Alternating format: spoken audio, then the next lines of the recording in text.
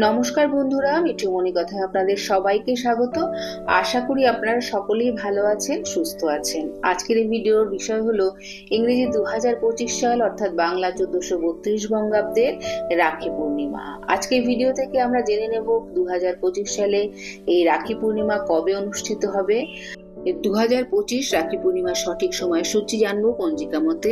2025 সালে পূর্ণিমার তিথি কখন শুরু হবে, কখন শেষ হবে, রাখি পরানোর শুভ সময় কখন থাকতে চলেছে পঞ্জিকা মতে, আর তার সঙ্গে জেনে নেব কোন উপকরণ ছাড়া রাখি পূর্ণিমা একেবারেই অসম্পূর্ণ।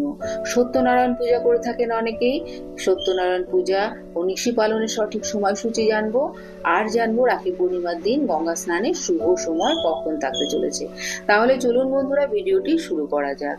1905 সাল বঙ্গভঙ্গের সিদ্ধান্তের প্রতিবাদে উত্তপ্ত হয়ে ওঠে বাংলা। রাস্তায় নেমে রাখি বন্ধন পালন করেন রবীন্দ্রনাথ ঠাকুর। দিনটি ছিল 16ই অক্টোবর। বাঙালির কাছে রাখি বন্ধনের আবেগই আলাদা। রাখি উৎসবের সঙ্গে মিলেমিশে রয়েছে ইতিহাস, পুরাণ ও বিশ্বাস। পঞ্জিকা অনুসারে প্রতি বছর শ্রাবণ মাসে রাখি পূর্ণিমা উৎসব পালিত হয়। ঘরে ঘরে ভাই বোনের মধ্যে বন্ধন অটুট করার জন্যই এই রাখি উৎসব। আবার রাখি মানে রক্ষা করার প্রতিশ্রুতি। সে প্রতিশ্রুতি হতে পারে বন্ধু বন্ধুর মধ্যে, ভাই বোনের মধ্যে বা আপামর দেশবাসীর মধ্যে। প্রথমে জেনে নেব যে 2025 সালে রাখি পূর্ণিমা কবে অনুষ্ঠিত হচ্ছে। 9 আগস্ট শনিবার 2025 রাখি পূর্ণিমা অনুষ্ঠিত হবে। এবারে জেনে নেব রাখি পূর্ণিমার সঠিক সময়সূচি পঞ্জিকা মতে। পূর্ণিমা তিথি শুরু হবে 8ই আগস্ট শুক্রবার দুপুর 2:08 থেকে। পূর্ণিমা তিথি সমাপ্ত হবে 9 আগস্ট শনিবার দুপুর 1:23। এবারে জেনে নেব রাখি পরানোর শুভ সময় কখন থাকতে চলেছে পঞ্জিকা মতে। 9 আগস্ট শনিবার 2025 ভোর 5:23 থেকে দুপুর 1:23 পর্যন্ত, অর্থাৎ এই 8 ঘন্টা থাকছে রাখি পরানোর শুভ সময়। এবারে জেনে নেব সত্যনারায়ণ পূজা ও নিশি পালনের সঠিক সময়। 8ই আগস্ট শুক্রবার সন্ধ্যা 8:41 থেকে তিথি শুরু হবে এবং তিথি সমাপ্ত হবে রাত্রি 8:50 মধ্যে। নিশি পালনও সমাপ্ত হবে এই তিথিতেই। এবারে জেনে নেব গঙ্গা স্নানের শুভ সময় কখন থাকতে চলেছে পঞ্জিকা মতে।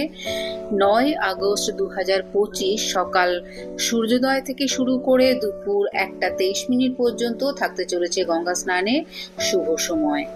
এবারে জেনে নেব রাখি বন্ধনের সঠিক উপকরণ কি কি। রাখি পূর্ণিমায় রাখি বন্ধনের জন্য সঠিক কিছু উপকরণ রয়েছে শাস্ত্রমতে। চলুন সেই উপকরণগুলো কি কি দেখে নেওয়া যাক।